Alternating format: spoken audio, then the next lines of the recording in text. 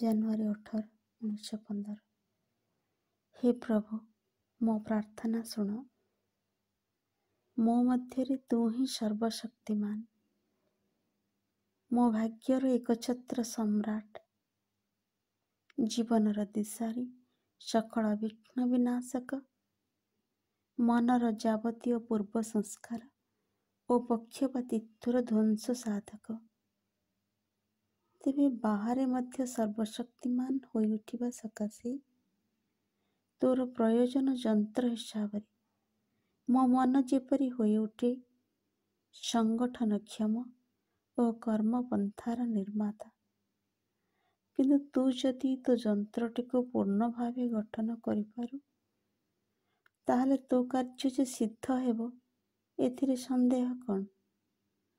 ଯାହା ସବୁ ବିପରୀତ ସୂଚନା ଦିଏ, ସେହି ସବୁ ଅପଛାୟାକୁ ଅନେକ ଦୂରକୁ ପକାଇ ଦେବାକୁ ହେବ। ତୋର ଅସୀମ କରୁଣା ଉପରେ ଅଟଳ ନିର୍ଭରତା ପୂର୍ଣ୍ଣ ଭାବ ରଖି ମୁଁ ତୋ ପାଖେ ଏହି ପ୍ରାର୍ଥନା କରୁଛି। ତୋ ଶତ୍ରୁମାନଙ୍କୁ ମିତ୍ରରେ ପରିଣତ କର, ଅନ୍ଧକାରକୁ ଆଲୋକରେ ରୂପାନ୍ତର କର।